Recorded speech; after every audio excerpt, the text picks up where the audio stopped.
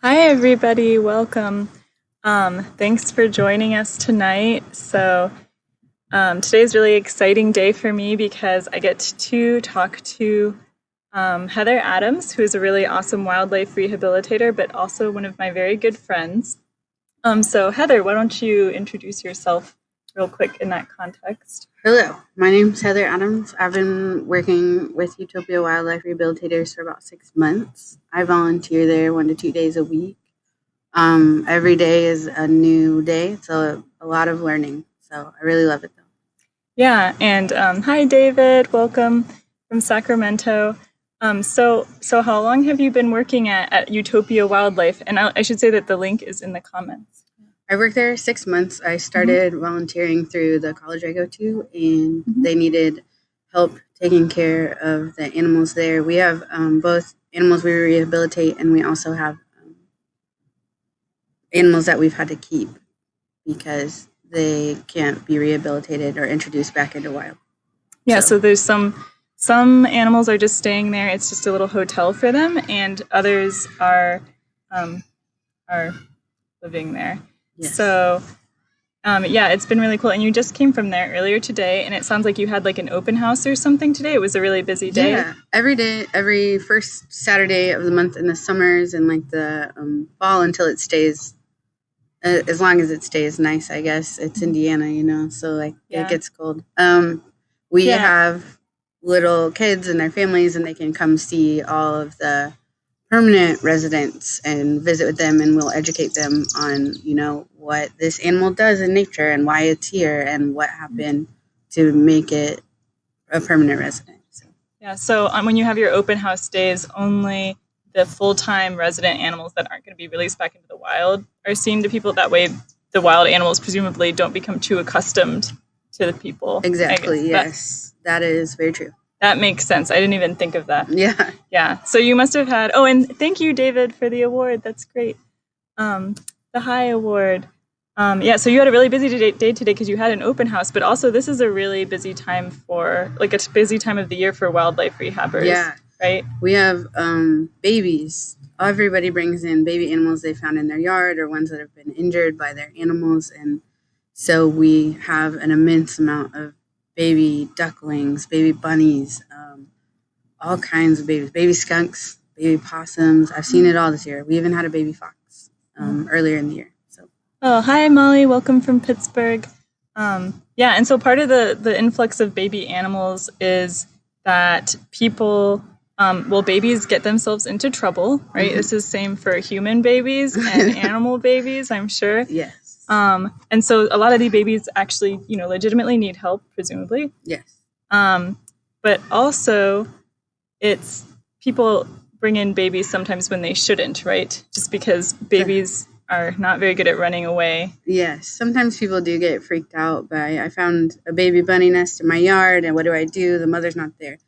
Well, a lot of times mothers for baby bunnies only come at dawn and at dusk, and so you won't see the mother anytime that you would be out looking for it. And so generally, if you don't have any pets, we just encourage you to leave the bunnies alone. They're probably okay. So there's a lot of people who bring in babies that they should just leave them in the wild. Moms and dads in the wild, they, just like human moms and dads, they need time to go do their thing. They're busy, they're out, they're finding food. And, you need time apart from your children, and so do the wild animals. So if you find a little baby animal and it can't run away, it's not necessarily in trouble. Yes. And actually, I think that there's a lot of guidelines online for like when to bring an animal and when not to. I think on the Utopia website where you work, there's some guidelines on this. I'm going to post them in the chat. But it is a big problem if someone brings in an animal that maybe didn't need to come in.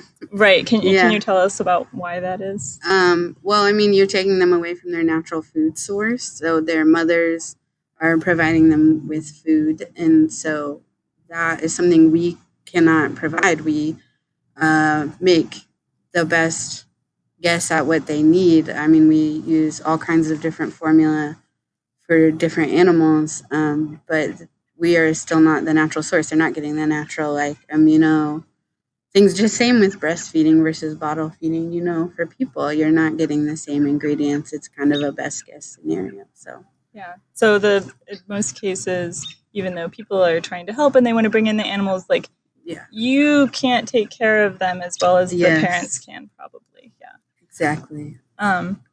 Let's see. Molly says that's the same thing with kittens. The mama leaves them safely tucked away to go find food and water themselves, and folks think they were abandoned. Oh, interesting. I didn't know that. It's the same thing with a lot of wildlife as well, Molly. That is true. So. Yeah. It's like, look, the kids are... They're okay. They just got to stay out there for a while. I did find... This was a few years ago now. I actually brought in some baby skunks to a rehabber. And it was quite clear. When you see like 5 baby skunks just wandering around in the middle of the day, they're like this big. Yeah, it's a problem. Yeah, and they're kind of like, you can just walk up to them. There's no mom anywhere around. And then I remembered, as I was like kind of looking at them, and like, that's weird that they're just like on the lawn by the apartment complex. I remembered, I was like, oh yeah, 2 days ago when I was walking by here, it was on my walk back home from the bus. 2 days ago when I was walking by here, I saw a dead skunk on the side of the road. And I was like, oh crap, that must have been their mom. And it was a couple of days ago, and now they're hungry, and they finally like wandered out of their den. They had been living under a gazebo. And so I called like a wildlife rehab place, and I was really glad that someone was able to come and take care of the little baby skunks. I was so thankful for the work that people like you do. I love it. It's great. It's great to help those that need it, and even the ones that don't, we re-release them. So. Yeah. And I have to like brag about Heather a little bit. Like, not only does she volunteer doing animal like wildlife rehab, but she also works in healthcare. So like, thank you so much, Heather. But like the baby skunk story is a good segue into not only not taking animals out of the wildlife when you don't need to, but also like, who should be doing rehab? Yeah. Me? No. I really like rehab. I'm glad I got into it, but when I started, I didn't know as much as I do now. And like I said, every day is a learning experience. So I'm definitely getting a lot of cool info every day. I mean, today I learned all about groundhogs for the presentation, and I actually helped rehab some baby groundhogs whose mother had been killed, so they were orphaned just last week. So there was a lot of to back up real quick, when you say the groundhog presentation, that was like the theme of the open house today at the wildlife. Like every volunteer had an animal that they had to cover that we have as a permanent resident. So mine was groundhogs because I'm pretty good at it these days. You're the groundhog lady. Yes. Okay. I see. Yeah, that's really cool. So what are some other cool things that you've learned about animals from working at the wildlife rehab place? I learned through fun experience that hawks can projectile poop up to 6 feet, because I was in a splash zone one time. Got hit. So like you were, a hawk was in the cage and you were 6 feet away from the cage. I was next to the cage and it just rocketed poop straight out the side. You were 6 feet away from the hawk. Yeah, I wasn't. Wow. It can shoot up to 6 feet. And I learned today even that hawks do that, and eagles, all raptor birds, because like when they have babies in the nest, they have to, like when you have babies in the nest and the parents, it's going to get messy. So even the babies learn to shoot their poop out of the nest so it doesn't get nasty. Interesting. Yeah. I wonder if it also helps, like, well, that's a stupid comment. I take it back, but I'll say it in the spirit of saying stupid things out loud. I was like, I wonder if like having sort of an array of poop farther away from the nest helps prevent like predators from being able to find the nest. But you would still have just like a bunch of poop 6 feet, isn't that There's big probably various poops in that 6 foot range. Yeah. And then you were telling me something interesting about skunks too. Skunks, everyone thinks they're gonna spray you every time they see you, but actually skunks are kind of like squid with their spray, and they have to recharge their spray every 2 weeks. So they cannot spray you immediately, and they only do it if they feel it is a dire threat, like it is life or death. You mean like it takes them 2 weeks to recharge after they spray? Yeah, so once they have sprayed, they cannot defend themselves with that spray again for 2 weeks. And so it's very important that they only use it in the most dire of circumstances. That explains some encounters that I've had with skunks in the wild, because once I was, well, I study bats, and so I was coming back late at night to my campsite from studying bats, and there was a ton of frogs out. And they were like all over, and there was this skunk that was running around just like eating frogs. It was like skunk buffet. It was like, and I got like within a few feet of it. It was like, because it was like, look, I've got better things to do, and it, probably doesn't face that many enemies anyways, because it's a skunk. And then it like finally, and I was like trying to take pictures of it with my really crappy flip cell phone that I had at the time. And then like finally, I was like within like a foot of it, and it was finally like, look, hey, and it like put up its tail, and it was like, it'll do the stomping thing. They stomp. Yeah. They stomp their front feet, and they'll kind of do this thing. It's so cute, where they'll stomp their front feet, and they'll kind of kick their back legs up to make them look bigger, and I love it. That's funny. But it's definitely like a stay away from me sign, so. Oh, thank you for the Super Heart Award, David. That's awesome.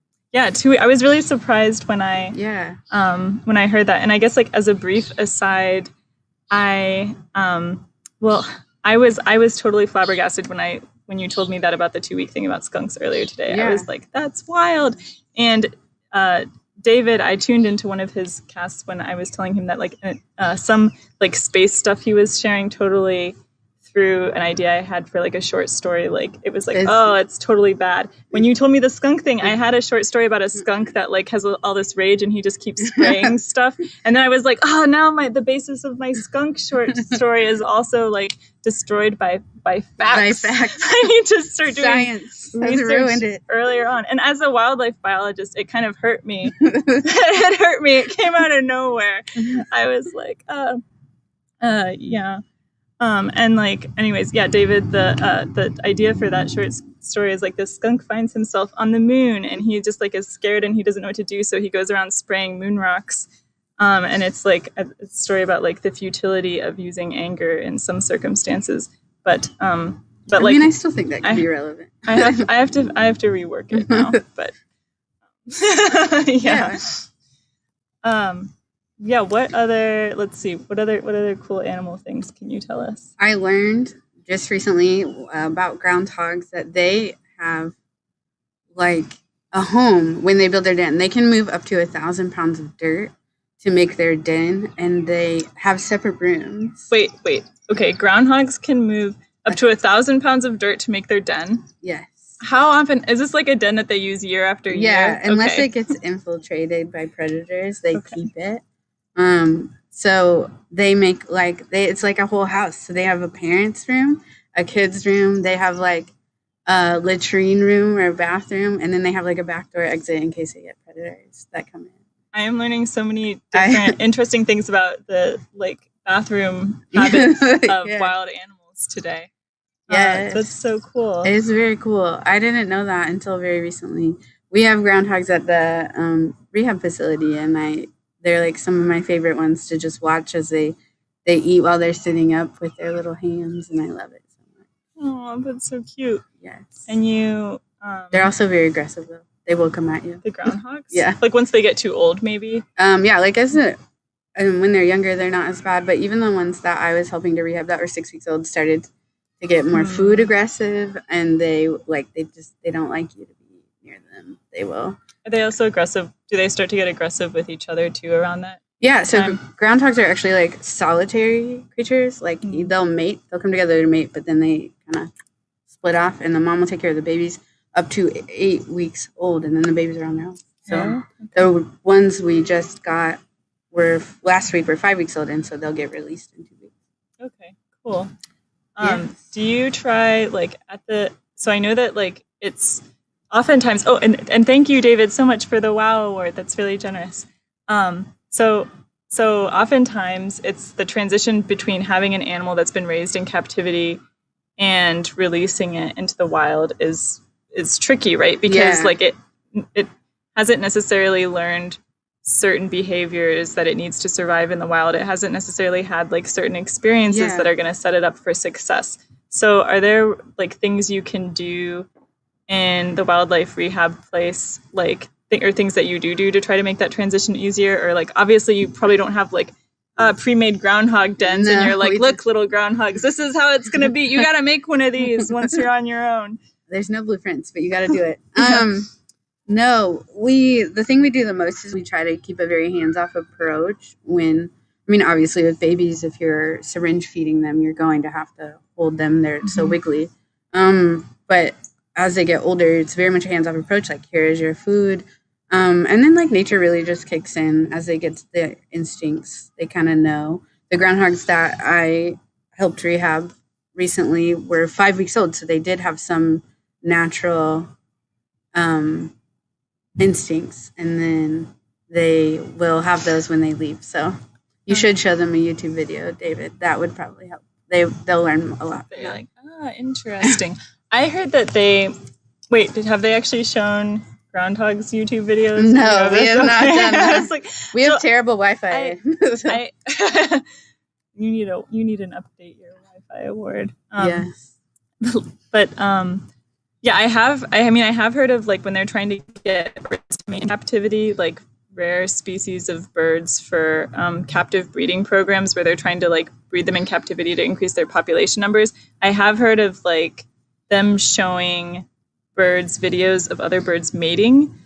It's like basically like bird porn, and it kind of gets the birds like in the mood to mate. I think especially if they're like a more social species of bird that's used to having like a bunch of other birds mating around them at the same time. I don't know. They need it to get their mood on. Do they have a time lapse?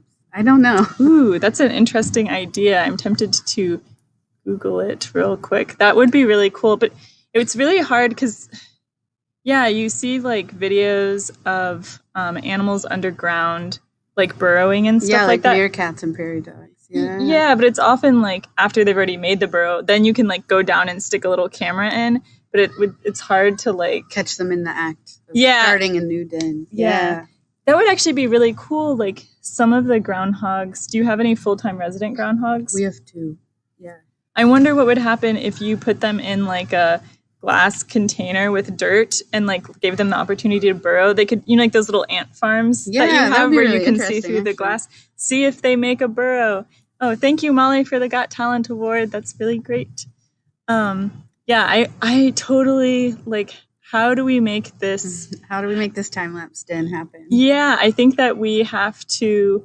Get some kind of like fundraiser going. Yeah. Let us know if Utopia Wildlife Rehabilitators like has the interest in taking on this project, and I totally want like a groundhog ant farm. I'll totally talk to my director when I see her next week. Yes. See if get like some quotes on that. Yes.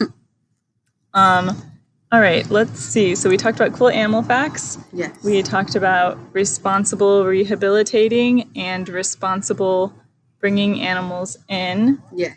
Is there anything else that you wanted to talk about? Or any other cool animal facts? I am trying to remember. Anybody have any questions? Yeah, I might be able to answer them. Again, not like a super expert, but I like to learn facts all the time. Yeah, it sounds like you're like anecdotally, like this has been a real like anecdotal like learning experience for sure. I learned that owls don't really attack you with their. I think they just cover it up for the ground. The question was, do groundhogs clean out their bathroom area or just cover it up? And from personal experience, they just cover it up. I mean, that's kind of cool though, because I wouldn't have necessarily even thought that they do like. They probably just bury it and make another level. Honestly. Yeah, they dig that level out like a little deeper. Yeah. So what was owls? Oh, so like raptor birds. It's never their beaks you should worry about. It's always their talons are the ones that will pierce your skin. Their beaks can kind of like cause minimal damage, but it's definitely the talons you got to watch out for. We've had my director always talks about how they'll catch her in the arm sometimes. Ooh. And it'll go deep. So yikes! I've heard of I don't know if this. I'm pretty sure that this is a true story. It may be apocryphal, but I've heard of like. I'm pretty sure there's cases of great horned owls accidentally killing people, or at least one case of it where like a guy had a like coonskin hat on or something, and so he looked like a raccoon or something from above. And I heard that it was like the talon pierced through the temple of his skull where the bone is thinner and killed him. I mean, I could see that. Definitely with like hawks or eagles too with the bigger talons. We do have eagles at the facility. They are permanent residents, and they were either hit by a car or injured in some fashion, and their wings don't work. So we have 3 eagles, Duncan, Thor, and Loki. All bald eagles. They're all male bald eagles. Okay. They're really cool. We have a coyote named Cloud. She was... Oh, yeah, we didn't share any of the pictures. I'm a total dum-dum. Wait, this is Cloud? That's Cloud. She was obtained via... she loves that ball so much. It has big holes in it. We obtained Cloud via... I think animal control or DNR got involved. I'm not sure on the actual situation there, but they someone illegally obtained her as a pup, and they tried to keep her as a pet, and obviously that's not going to go well. Same with tigers, foxes, skunks, raccoons. I heard squirrels. Squirrels are terrible to try to keep as a pet. I've seen them they're bouncing all over the place like crazy, going insane. I heard some fact, as a reminder, we are in Indiana. I heard a fact once that there's over 100 registered pet cougars in Indiana or something. If you see a cougar in the wild in Indiana, it's more likely to be an escaped pet than a wild cougar. That's so unfortunate. Yeah. So there's a cool rehab facility that we've been to. It's called the Exotic Feline Rescue Center, and they take in those previously personally owned tigers, cougars, lions, servals, which look like house cats but are evil. And one of the saddest things at that big cat wildlife rehab place is that there was one. I don't know if it was a bobcat. It was some sort of smallish wild cat, and it had been really domesticated and was really comfortable with people and rubbing against the cage like it wanted to be pet. And I guess it was so domesticated that they had actually let it live in the house for a long time, until it loved, just like house cats, a lot of house cats, it loved running water, and it wanted to be drinking from the running faucet of the sink, and it learned how to turn on the sink handle, and it flooded their house somehow. Oh, yeah. And then it had to go live outside in a big cage, granted, with all the other cats. But it made me sad because it was it was just trying to be a house cat. Yeah, in its brain it had become a house cat, which is unfortunate. Which of these? Ooh, let's look at these. Those are turtles. Box turtles. Let's see here. And what are the numbers on their shells? The box turtles, we numbered them as the smaller number is 1, 2, 3. We numbered them based on their identity, and so we keep a database. And then the larger numbers are the weight before they started hibernation. So box turtles in Indiana are endangered because people love to just pick them up off the side of the road. My mother is guilty of doing the same thing for me as a kid. We took a turtle once for a day, a soft shell turtle. So box turtles are endangered for that reason. They're also facing endangerment because people who use Roundup, which is very dangerous weed chemical, it affects the groundwater, and then box turtles are the ones that really get affected by that. It causes eye puffiness. It decreases the calcium in their shells. It causes a lot of damage, and so they're dying from that as well, from vitamin A deficiency. Oh, I had no idea. Yeah, so reduce your...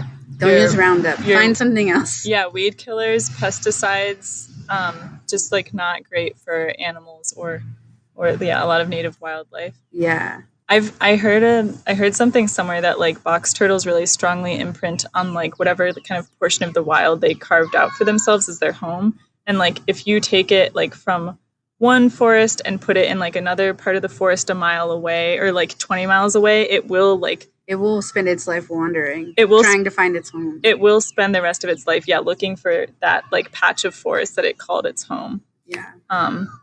So ooh, cool. A Wikipedia box turtle link. Yeah, they're so cool. And well, tell us again, did you mention why they're in the sink? They're in a sink because they needed to hibernate in the winter, and our facility wasn't cold enough, but I have a room in my house where if I shut off the vent, it'll drop in the winter to 40 degrees, which is about the proper temperature for them to hibernate in the wild. And so they will hibernate for 2 weeks, and then they need to soak for a little bit to absorb some water so they don't dehydrate while they're hibernating. If they were in nature, the dirt, would have a moist aspect, but we don't have that in a box with leaves, and dirt dries out. Yeah, that's cool. When you showed me this picture before, and I totally thought it was like at the wildlife rehab place. I didn't realize like this is your sink. It was my kitchen at your house because we didn't have a room cold enough for them, and you can't just leave them outside. Oh yeah, Molly says that in Florida they have huge pythons that were once house pets tossed outside. They're endangered. They're killing the Everglades. They're endangering the Everglades wildlife now. Yeah, a documentary about that where like they're killing the local gators and they're taking over the resources that all the gators need to live. Yeah. So that's true, yeah. Yeah, so those pythons are not a species that was found in Florida before, but because of people releasing them as pets into their non-native habitat, yeah, they've gone out of control. Yeah. Big problem. Yeah, don't let animals go into the wild. Let us... Even goldfish can be invasive species if you let them go. So I did not realize that. This is... Are we showing that one? This is one of the baby groundhogs. This is Milk Bubble that I was helping to rehabilitate. When I got them, they were super wet. The person had left them in a live trap outside because they didn't know what to do with them. And it had started to rain, so they were kind of wet. Did they accidentally trap them? Or they were trying to trap like a raccoon or They something? had trapped the mother and moved her, not realizing that they were babies. But the groundhogs doing what they do. They had found this hole in their foundation under their garage, and they were destroying the rest of their foundation, making a den under there. And so in that time, I understand needing to remove them, but they didn't realize there were babies, and so I went and got the babies and took care of them for the first few days just to get them acclimated. So yeah, this is a good example of like why even if you're just trying to like remove nuisance wildlife, it's often good to contact a wildlife professional. Like I know oftentimes with bats this will happen. They'll see like, oh, the bats are in my house, the bats fly out of this hole in my house. I'm gonna like wait for them to fly out at night and then like block the hole. But if you do that at the wrong time of the year, you just trapped a bunch of baby bats inside the house. And I mean, even if that in itself doesn't make you sad, you're going to have a bunch of dead bats in the walls of your house or in your attic or whatever then. So it's good to contact like a wildlife like removal professional who knows like, oh yeah, this time of the year, like the bats have their babies and we should just wait like a couple months before we like block the part of the house that they're using. Yeah. Even if you just call animal control, a lot of times they will bring us the things we call about. So. Yeah. Yeah, Molly says the zoos in Florida have a turn your pets in day to stop them being let out in the wild. I didn't know that. That's really cool. That's awesome. That's good. It's a good program to have, for sure. Yeah, and I bet in Florida, like, there's no winter to, like, kill things off that aren't adapted to it. I think there's probably, like, a big invasive species problem there, maybe compared to other places. But that actually would be a great episode for another broadcast, is just like a whole broadcast on invasive and exotic species, because it's something that I'm like pretty into. Yeah, and Molly also mentioned the Great Lakes have those jumping carp. Yeah, it's been really hard to exclude them. They even like got up river and they're able to like sort of jump over barricades and stuff like that. Yeah. They're not supposed to be there. Yeah, that's a good example. I would be like totally amiss if I did not share. Let's see. I think that just objectively speaking, this is the cutest photo. This is Chai. She's a red fox with a marble pattern. It's a genetic thing, and she came to us because she was removed from a facility that was trying to make fox fur coats. So we have her, and we have another red fox. I don't have a picture of her, named Mama. And so she is very much the definition of like every mythological fox you hear about that's like mischievous and sneaky. She's always being really sneaky. But she's super cute, and she's easy to care for. It's nice to have her there. So yeah, she looks really cute. That was like someone in Indiana who was raising foxes to make like sweaters and coats and stuff out of. Yeah, sweaters. I don't know. I don't own anything with my nice fox fur sweater. I mean, maybe it's a thing. I don't know. David, I'm not 100% sure, but I think she's 2 or 3. Okay. And how old do you know how old foxes live? I do not. I did learn recently that possums only live to be max of 3 years old, I think. It's not very old. It's not, but they have a very tedious like reproduction cycle. So I just learned today as well that opossums in Indiana have 3 different breeding cycles where they can have up to 13 babies every time, and it's 3 times in just a summer. So that's why they don't live very long. So you could have, in 3 years, you have 39 babies. If they lived any longer, we would just be like overrun with opossums. Yeah. Yeah, there's like, in, sort of like. Or just in a season, I misspoke. Just in a season, they can have 39 babies. Oh, so yeah. 3 times that by 3 years. Yeah. Yeah, that kind of goes with like, animals tend to either like live a long time and not have very many babies, like an elephant, or they live a short period of time but have like a lot of babies. And so opossums are kind of like in between. Yeah, yes. Molly says that she can never wear real fur. I am right there. Yeah. I did wear like an animal shirt for today. It has zebras on it. Yes, very festive. I wore Cage the Elephant. It's so dark. I think we have to end this soon because it's getting too dark. Yes. Real quick, this fox looks like her coloration looks yeah. So she's a marble fox because of a genetic. She was a red fox, but they're bred like white tigers. They're bred for their more rare genetic, and she was one of them that came out. So she's kind of like an exception, maybe at this wildlife rehab place because like. She wasn't like from the wild ever. No, she's like she a was hand-raised. Yeah, and that's why she couldn't go back. Same with Mama. She came from a similar facility, and she's a red fox. I see. Yeah. So cool. Well, let's see what other. Oh, that's one of the eagles. That's Duncan, and he's actually doing like a call video. Duncan. I don't know. There we go. Yeah, that's the. He sounds so regal. Yes. So I hear that like the sound that they use for like eagle calls in movies, like the that's actually a red-tailed hawk call, right? Not an eagle. Yeah. We have a lot of red-tailed hawks too. They're pretty wild. I don't know how to get it to replay. Just turn it off and on again. Okay.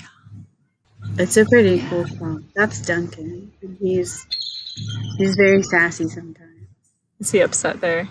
No, he was just hungry. Well, I think that counts. He was hangry. A little hangry. He was upset, yeah. He was ready for his food for the day. And what's this video? I don't know. Oh, that is, you can't see it. I don't know why it's not working, but we got a red-tailed hawk that we called Big Bertha, and she... Who's naming these animals? That seems unkind. You named her. Oh, no. I named her Big Bertha because in one sitting she ate 10 rats. Well, she ate 10 rats. To be fair, I don't know how much a red-tailed hawk normally eats. Yeah. But she's injured. She was wounded, presumably. She is a permanent resident now because she got hit by a car and went blind in one eye. And for hawks, they hunt with their vision, and if they can only see out of one side, that makes them also in danger from other predators, as well as just not even being able to see the food appropriately that they need to capture. So their eyesight is really important for their hunting. Eagle eye. That's where I get that saying from. David says they can live 10 years, but usually much less. Is that bald eagles or red-tailed hawks? Or was it the foxes? Or the foxes? I think you asked me how long foxes Tell us. I'm actually not. Foxes. Fox. Okay, cool. Awesome. Yeah, well, it looks like we've gone through all the important takeaways, right? So like, think about if you really need to bring in that animal to the rehabber, and, don't rehab animals if you're not a professional. And keep in mind all of Heather's awesome animal facts that she taught us, but it is definitely time for us to go because we're literally getting like the lights turned out on us here. So thank you. Everybody for tuning in, and I'm looking forward to talking to you again. And thank you again, Heather. Thanks, everybody. Wait, one unrelated question. Do we have the cicadas here in Indiana? We have an insane amount of cicadas. I was at my mom's chicken farm the other day, and it was so loud. Like I couldn't hear it. I could barely hear the chickens, and they're super loud.